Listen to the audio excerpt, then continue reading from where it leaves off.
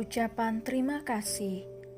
Gabrieli menatap datar ke arah Samuel saat dia memasuki ruang meeting. Dia sangat tidak suka melihat senyum licik di bibirnya. Senyum yang menandakan betapa hausnya dia akan sebuah status yang tinggi. Katakan apa maumu, Tuan Samuel, ucap Gabrieli tanpa basa-basi. Sebelum menjawab pertanyaan Gabrieli, Samuel terlebih dahulu merapikan dasi di lehernya. Dia merasa begitu bangga karena putrinya menjalin hubungan kasih dengan putra dari orang paling berkuasa di negara ini. Begini Tuan Muda, saya sengaja datang kemari karena ingin mengajukan kerjasama untuk perusahaan kita. Kerjasama? Dalam hal apa? Saya dengar perusahaan Anda berniat membangun sebuah hotel di pesisir utara pantai Tuan Muda. Jadi saya ingin mengajukan diri untuk bertanggung jawab dalam proyek tersebut. Jawab Samuel dengan percaya diri. Ares terkekeh pelan membuat Samuel menoleh ke arahnya. Tuan Ares, apa yang kau tertawakan? Tuan Samuel, atas dasar apa kau berani mengajukan diri untuk menangani proyek tersebut? Tidakkah kau merasa kalau kau itu terlalu percaya diri? Sindir Ares jengah. Maaf Tuan Ares, apa kau baru saja menyindirku? Tanya Samuel tak suka. Kenapa kau harus merasa tersindir jika tidak merasa seperti itu? Balas Ares. Samuel terdiam. Biar bagaimanapun dia harus bisa menjaga image-nya di hadapan Gabrieli. Dia tidak mau kalau kekesalannya bisa berimbas pada proyek yang sangat dia inginkan. Aku harus menahan emosiku saat ini. Jika tidak, aku khawatir Gabrieli akan meluapkan kekecewaannya pada Lepi dan tidak mau menyerahkan tanggung jawab proyek ini padaku. Hahaha. Aku hanya bicara asal saja Tuan Ares, tidak perlu seserius itu menanggapinya. Elak Samuel berusaha menahan emosinya. Ares tersenyum samar. Aku tahu bukan itu saja maksud dari tujuanmu datang kemari Tuan Samuel. Katakan saja, ucap Gabrieli mulai bosan. Oh, Anda benar-benar orang yang mampu membaca situasi dengan baik Tuan Muda Gabriel. Selain untuk membahas kerjasama proyek itu, kedatanganku kemari memang ingin menanyakan sudah sejauh mana hubungan Anda dengan putri saya Lepi. Bukan apa Tuan Muda, sebagai orang tua, saya hanya tidak mau putri kesayangan kami menjadi buah bibir orang-orang jika tidak segera mendapat status dengan jelas, sahut Samuel. Hubunganku dengan putrimu? Memangnya ada hubungan apa di antara kami? Tanya Gabrieli datar. Samuel tertegun mendengar pertanyaan Gabrieli. Dia heran kenapa pria ini berkata seolah-olah tidak memiliki hubungan apapun dengan putrinya. Bukankah sekarang Tuan Muda dan putri saya sedang menjalin hubungan? Tanya Samuel bingung. Tatapan Gabrieli mendingin. Dia lalu melirik ke arah Ares. Jelaskan padanya, aku malas. Baik Tuan Muda, sahut Ares. Dengan raut wajah yang sangat bingung, Samuel menatap ke arah Ares. Dia begitu tidak sabar ingin segera mendengar penjelasannya. Tuan Samuel, seharusnya kau mencari tahu dulu siapa putrimu di mata Tuan Muda sebelum datang kemari. Perlu saya tegaskan di sini, kalau Nona Lepi dan Tuan Muda tidak pernah menjalin hubungan seperti yang kau maksud tadi. Dan kau dengan tidak tahu malunya datang kemari, meminta sebuah proyek hanya karena berpikir kalau Tuan Muda memiliki hubungan khusus dengan Nona Lepi. Tuan Samuel, bisakah kau memberitahuku seberapa tebal tembok di wajahmu sekarang? Wajah Samuel memerah malu begitu dia mendengar perkataan Ares. Kata-katanya yang dingin itu terasa begitu menohok di hatinya. Brengsek, beraninya kau mempermalukan ayah Lepi. Kenapa kau tidak bilang kalau kalian tidak memiliki hubungan apapun? Dan kau Ares, jangan mentang-mentang kau adalah orang kepercayaan Tuan Muda, kau jadi seenaknya menghinaku seperti ini. Aku Samuel Foster, pantang untuk menerima hinaan. Tunggu saja suatu hari aku pasti membalas penghinaan ini Ares. Gabrieli yang mendengar isi pikiran Samuel menjadi sangat geram. Saat Gabrieli hendak memberi pelajaran pada Samuel, tiba-tiba saja ponselnya bergetar. Alisnya mengerut begitu tahu siapa orang yang menelponnya. Halo Bu, sapa Gabrieli. Gabrieli cepat ke rumah sakit sekarang. Bibimu jatuh dari lantai 2. Cepat datang dan tenangkan adikmu di sana. Sekarang ayah dan ibu sedang dalam perjalanan ke rumah sakit. Cepat Gabrieli. Tanpa menunggu Gabrieli menjawab, panggilan itu sudah terputus. Tuan Muda, ada apa? Tanya Aras cemas melihat wajah tuan mudanya yang terlihat panik. Pergi ke rumah sakit sekarang, jawab Gabrieli kemudian berlari keluar. Aras segera berlari menyusul tuan mudanya, meninggalkan Samuel yang sedang kebingungan di ruang meeting. Brak! Elia berjengit kaget saat pintu ruangan dibuka dengan sangat kuat. Dia lalu menatap bingung ke arah suaminya yang sedang berjalan dengan sangat tergesa-gesa. Kak Iel, kau kenapa? Apa gedung ini diserang? Tanya Elia penasaran. Sayang, aku harus segera pergi. Bibiku masuk rumah sakit, jawab Gabrieli sambil menggenggam tangan istrinya. Mata Elia melebar. Astaga, apa yang terjadi, Kak? Aku belum tahu dengan jelas tentang penyebabnya, sayang. Ibu hanya memintaku segera datang ke rumah sakit untuk menenangkan Grijeli. Ya sudah, kalau begitu kakak sebaiknya segera pergi ke sana.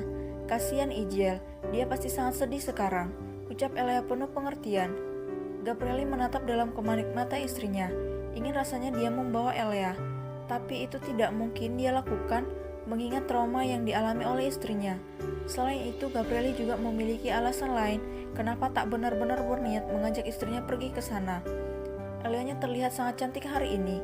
Dia khawatir orang-orang akan terpesona melihatnya nanti. Kak Iel, kenapa malah melamun? Kakak tidak sedang kerasukan kan? Pertanyaan Elia membuat Gabrieli mengulum senyum. Entah dari sudut pandang sebelah mana dia terlihat seperti orang yang sedang kerasukan. Aku bukan melamun sayang, tapi sedang berpikir. Sudah, jangan berpikir terus kak. Cepat pergi ke rumah sakit, berpikirnya nanti saja kalau sudah sampai di sana, ucap Elia tanpa perasaan. Gabrieli tergerak. Kalau begitu aku pergi dulu sayang. Jangan kemana-mana selama aku tidak ada, oke? Ucap Gabrieli sambil mengelus pipi istrinya. Kening Gabrieli mengerut saat Elia tak membalas ucapannya. Istrinya itu malah terlihat seperti sedang ragu-ragu saat ingin bicara. Sayang, ada apa? Kak Iel, boleh tidak aku pergi ke rumahnya Kak Lepi? Tanya Elia pelan. Ke rumah Lepi? Mau apa? Elia terdiam. Sebenarnya tujuan dia datang ke rumah Lepi adalah untuk meminta diajari pose foto yang baik. Sekalian juga dia ingin memberitahu kalau sekarang dia sudah memiliki ponsel. Tapi Elia malu untuk mengatakan itu pada suaminya. Dia takut suaminya merasa gali dengan sikapnya yang sangat kampungan. Gabrieli yang mengetahui isi pikiran Elia tersenyum kecil. Dia gemas sendiri jadinya. Sayang, bersiaplah, aku akan mengantarmu ke rumah Lepi sebelum pergi ke rumah sakit. Jangan murung, aku tidak suka melihatnya. Mata Elia langsung berbinar. Tanpa sadar, dia memeluk suaminya dengan begitu erat. Terima kasih Kak Iel, kau baik sekali, ucap Elia dengan senangnya. Hanya seperti ini berterima kasihnya, Tanya Gabrieli. Memangnya harus bagaimana kak? Bingung Elia sambil menengadakan wajah. Jari telunjuk Gabrieli bergerak mengusap bibir mungil istrinya. Jakunnya bergerak-gerak. Astaga, hanya seperti ini saja juniorku sudah langsung menegang. Sepertinya di tubuhmu ini ada sihir apa, Elia? Mata bening Elia mengerjap memperhatikan wajah suaminya yang terlihat aneh. Entah dorongan dari mana, tiba-tiba saja Elia mencium pipi suaminya. Setelah itu dia bersembunyi di dada suaminya sambil menutupi wajahnya yang sudah memerah seperti tomat. Astaga, kau genit sekali Elia, gumam Elia mengatai dirinya sendiri. Gabrieli mengusap bekas ciuman di pipinya sambil mengelum senyum. Dia sangat suka melihat kemajuan istrinya. Sayang, iya kak, sahut Elia malu-malu. Mulai hari ini, jika ingin berterima kasih lakukan seperti tadi ya. Kau tahu membuat suami bahagia akan mendapatkan banyak pahala dari Tuhan, ucap Gabrieli sengaja. Elia langsung mendongak begitu mendengar perkataan suaminya. Sedetik kemudian dia mengangguk. Baik kak. Puas dengan jawaban patuh Elia, Gabrieli menghadiahinya dengan kecupan mesra di kening. Setelah itu dia menggandeng tangan mungil istrinya keluar menuju lobi perusahaan. Sebelum berangkat ke rumah sakit, Gabrieli terlebih dahulu memenuhi janjinya untuk mengantarkan Elia ke rumah Lepi. Tak lupa juga dia meninggalkan belasan pengawal untuk menjaga keselamatan istrinya selama dia pergi.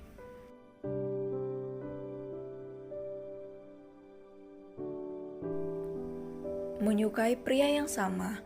Setelah urusan rumahnya selesai, Yura meminta supir mengantarkan ke rumah kakaknya. Dia ingin bertemu dengan kakak iparnya untuk menenangkan pikiran. Setelah semalam terjadi perdebatan dengan Brian, benak Yura terus saja dihinggapi rasa gelisah. Dia sangat takut kalau Brian akan benar-benar menceraikannya. Nyonya Yura, sudah sampai? Karena terus melamun selama dalam perjalanan, Yura sampai tidak menyadari kalau sekarang mobilnya sudah berada di halaman depan rumah kakaknya.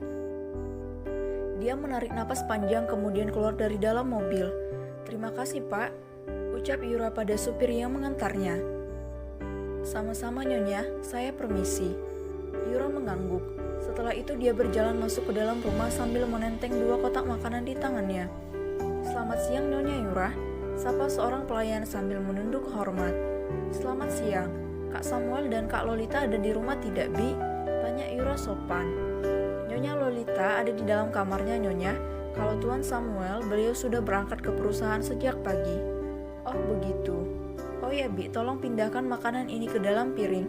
Kotak yang ini untuk Kak Lolita dan kotak yang satunya itu makanan untuk kalian," ucap Yura sambil menyerahkan kotak makanan pada pelayan.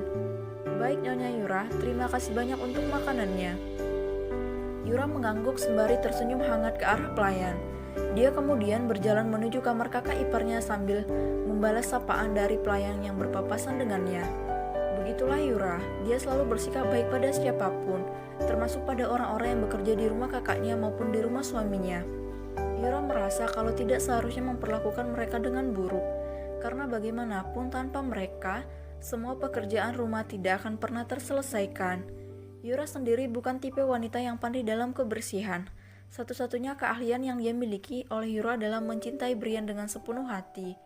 Dalam hal memasak pun Yura masih membutuhkan bantuan dari beberapa pelayan di rumahnya. Itulah kenapa tidak ada batasan antara Yura dan para pelayan meski status mereka adalah majikan dan bawahan. "Tok tok tok, siapa?" Terdengar suara dari dalam kamar saat Yura mengetuk pintu. "Ini aku, Kak, Yura," sahut Yura dari luar. Tak lama kemudian, pintu kamar terbuka. Yura lalu tersenyum ke arah kakak iparnya. "Yura, kapan kau datang?" tanya Lolita sambil memeluk adik iparnya. "Baru saja, Kak," jawab Yura sambil membalas pelukan itu. "Ayo masuk," ajak Lolita sambil menarik tangan adik iparnya masuk ke dalam kamar. Lolita dengan senangnya membawa Yura bersantai di balkon kamar. Dia merasa sangat bahagia setiap kali adik iparnya datang berkunjung. "Bagaimana kabarmu, Kak?" tanya Yura sambil menundukkan bokongnya di sofa. "Seperti yang kau lihat, aku baik-baik saja meski kakakmu terus merendahkanku." Setelah bicara seperti itu, keduanya tertawa. Mereka sama-sama tahu seperti apa perangai Samuel, si pria tua yang arogan dan ingin menang sendiri. "Oh ya, Kak, apa Lepi masih belum mau pulang ke rumah? Aku lihat di berita kalau namanya sudah masuk daftar blacklist sebagai model di negara ini," ucap Yura. Lolita menghela napas berat. Sebenarnya dia sangat sedih karena hidup terpisah dari putri semata wayangnya. Namun dia tak memiliki kuasa untuk membujuk putrinya itu karena suaminya melarang. Lepi dan Samuel sama-sama keras kepala. Tidak ada satupun dari mereka yang mau mengalah. Terlebih lagi Samuel. Dia lebih memilih membiarkan putrinya hidup sendiri di luar sana jika tetap tidak patuh pada aturan-aturan yang dia terapkan di rumah ini. Lepi adalah gadis pembangkang. Namun Lolita tahu kalau putrinya melakukan itu karena merasa sangat terkekang oleh kelakuan ayahnya. "Percuma membunyuknya, Yura. Kau tahu sendiri bukan betapa keras kepalanya mereka." Ya sudah, Kak, aku tahu kau berada di posisi yang serba salah," ucap Yura memberi penghiburan. Lolita mengangguk. Dia kemudian teringat dengan putrinya yang sedang menjalin hubungan dengan pewaris dari keluarga Ma. Lolita lalu menceritakan kabar baik tersebut pada adik iparnya. "Yura, kau tahu tidak kalau sekarang Lepi sedang berpacaran dengan Gabrieli, dan sekarang Samuel sedang pergi menemui pria itu untuk meminta kejelasan hubungan mereka ke depannya." "Gabrieli? Maksud Kak Lolita, Tuan Muda Gabrieli putra dari Tuan Greg dan Nyonya Leona?" tanya Yura sambil membelalakkan mata. "Iya, Lepi berpacaran dengan putra dari keluarga pengusaha itu. Hebat bukan?" jawab Lolita bangga. Yura terdiam. Ya Tuhan, bagaimana bisa Lepi dan Patricia menyukai pria yang sama? Apa yang harus aku lakukan sekarang? Mereka berdua sama-sama keponakanku. Siapa yang harus aku bela? Ya, semalam Patricia mengatakan padanya kalau seseorang yang membuatnya merasa nyaman bernama Gabrieli. Dan Patricia juga bilang bagaimanapun caranya dia pasti akan mendapatkan pria itu. Awalnya Yura sangat mendukung keinginan putrinya. Namun siapa sangka kalau pria yang dia sukai oleh putrinya ternyata sudah menjalin hubungan dengan keponakannya. Yura bingung sekarang. Jika memihak pada kebahagiaan putrinya, dia tidak tega bila harus melihat keponakannya bersedih karena hubungannya hancur. Begitupun sebaliknya. Sebagai seorang ibu, Yura tidak akan rela melihat putrinya terluka. Kejadian ini benar-benar membuatnya tak tahu harus bagaimana. Kening Lolita mengerut melihat adik iparnya yang terlihat bingung. Dia jadi penasaran. Yura, ada apa? Kenapa kau terlihat tidak senang mendengar kabar baik ini? Yura gugup. Dia kemudian berusaha untuk tetap tenang sebelum menjawab pertanyaan kakak iparnya. Kak Lolita, ada apa? Lolita menatap wajah adik iparnya dengan seksama. Sejak kapan Lepi menjalin hubungan dengan Gabrieli? Tanya Yura hati-hati. Untuk hal itu aku belum tahu pasti Yura, tapi saat aku dan Samuel datang ke rumahnya, Gabrieli mengutus bawahannya untuk menjemput Lepi ke rumahnya. Dan setelah itu kami belum bertemu dia lagi karena dia melarang kami datang berkunjung. Kenapa memangnya? Tangan Yura saling meremas, namun dia tidak boleh menyembunyikan hal ini dari kakak iparnya. Kakak iparnya harus tahu agar suatu hari tidak terjadi kesalahpahaman jika Patricia tetap nekat menginginkan Gabrieli. Yura, ada apa? Jangan membuatku cemas, desak Lolita yang mulai merasa tidak enak. Kak Lolita, Patricia menyukai seorang pria, dan pria itu adalah Gabrieli, kekasihnya Lepi. Mata Lolita melotot lebar. Dia sangat kaget mengetahui kalau keponakannya menyukai pria yang menjadi kekasih putrinya. Untuk beberapa saat mereka berdua sama-sama terdiam. Tenang saja kak, Patricia baru sekali bertemu dengan Gabrieli. Mungkin itu hanya kekaguman sesaat. Tidak perlu khawatir, oke? Ucap Yura berusaha mencairkan suasana. Bukan itu masalahnya Yura. Kita tahu betul seperti apa watak Lepi dan Patricia. Aku hanya khawatir kalau mereka berdua terlibat cinta segitiga yang bisa menghancurkan hubungan keluarga kita. Dan aku juga takut Samuel akan bertindak buruk pada Patricia. Kau tahu sendiri, bukan kalau kakakmu selalu menghalalkan segala cara untuk mencapai apa yang dia mau. Ucap Lolita khawatir. Begitu mendengar perkataan kakak iparnya, Yura menjadi sangat ketakutan. Kakaknya itu buta harta, dia pasti tidak akan segan menjahati Patricia meski tahu kalau gadis itu adalah anak adopsinya. Jika Patricia sampai merusak hubungan Lepi dengan Gabrieli, Yura yakin itu. Yura, bagaimana ini? Siapa di antara mereka yang harus kita hentikan? Aku tidak mau ada perpecahan di antara kita, tanya Lolita panik. Aku juga sepemikiran denganmu kak, tapi karena sekarang Lepi yang menjadi kekasih Gabrieli, mau tidak mau Patricia lah yang harus mundur. Nanti aku akan menasehatinya di rumah kak, semoga saja dia mau mendengarkan, jawab Yura berharap. Lolita mengangguk, dia lalu menggenggam tangan adik iparnya. Aku mohon hentikan perpecahan ini Yura, aku hanya bisa bergantung padamu sekarang. Aku tidak bisa berjanji sepenuhnya kak, tapi aku akan mengusahakannya. Tolong rahasiakan hal ini dari Kak Samuel. Keadaan bisa runyam jika dia sampai tahu. Kau tenang saja, aku tidak segila itu ingin merusak hubungan kekeluargaan kita. Semoga saja tidak terjadi apapun ke depannya. Astaga, aku tegang sekali kak, ucap Yura sambil mengelus dada.